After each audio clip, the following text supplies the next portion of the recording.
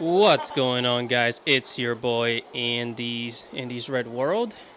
And in case you're wondering, I'm actually walking through the streets of Shinjuku, Tokyo. These are like the alleyways right now.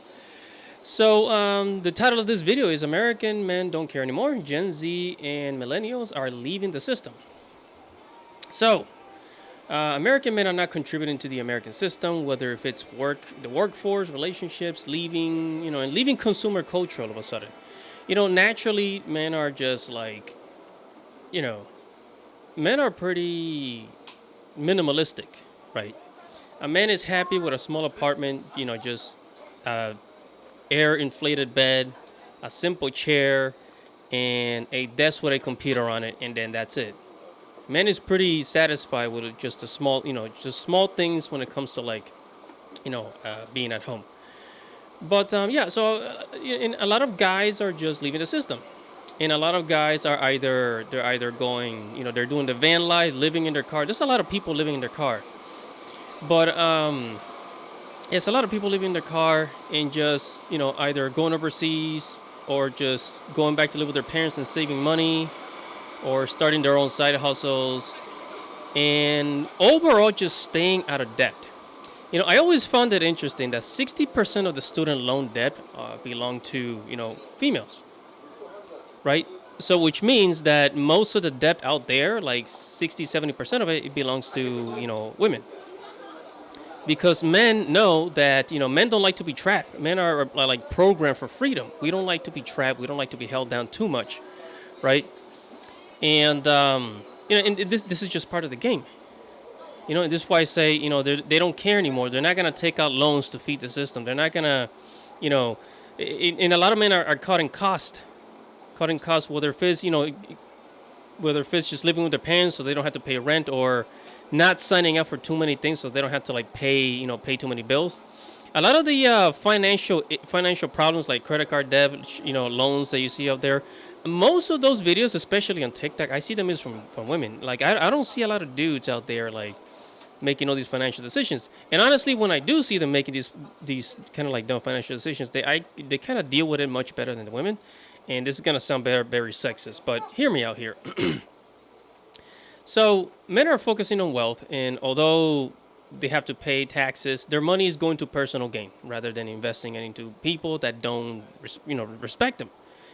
You know, and millennials are a lot of millennials are planning to leave. I've talked to some people for my job, and they said some guys working in IT, they were thinking of living in Mexico while working remotely. The only reason why they weren't doing it is because their job wouldn't allow them, right? They wouldn't allow them to leave the country. That kind of sucks. There's more companies out there that don't want you to leave the country, but there's always a way around that. Yeah, so your jobs, they don't want you to leave the country. They don't want you to, just, stay here, in America and just be a slave. And a lot of guys are finding ways around that, especially those in the tech field. There's guys in the tech field that they find ways around this shit, man. And I'm not going to share it in this video, but I've seen it, man. I've seen it. And so a lot of dudes, millennials, they were one of the first groups of people that started living abroad in the early 2010s, like when the whole pickup artists and dating coaches, became really popular.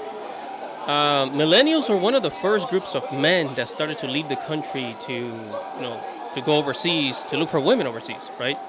Because it was just easier and better, right? And I think Gen Z is gonna follow right behind. Gen Z learned from millennials and from Gen X, and Gen Z got a lot on their hand. The only thing about Gen Z is that they don't have a good work ethic. They really don't. They don't have a good work ethic. So this is the part where Gen Z is gonna suffer. But the thing about Gen Z is that Gen Z men are kind of like giving up on society, and they're trying to find another purpose. They call them the generation with no purpose for a reason.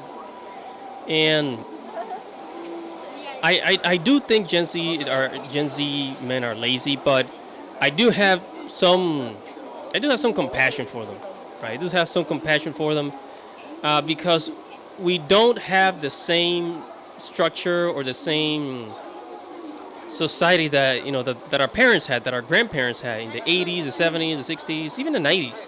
Well, heck, even the early 2000s was better than what we have now. We don't have that system anymore. So I understand the pain of the Gen Z and us millennials.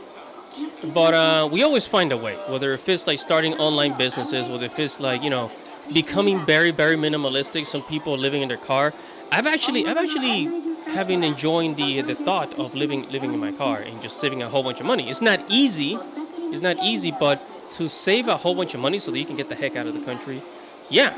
There's guys that are doing that. There's people that they do that. They work two jobs, live in their car, save a shitload of freaking money, and then once they got a couple of tens of thousands, $30,000, $50,000 saved up, boom, they escape America, baby.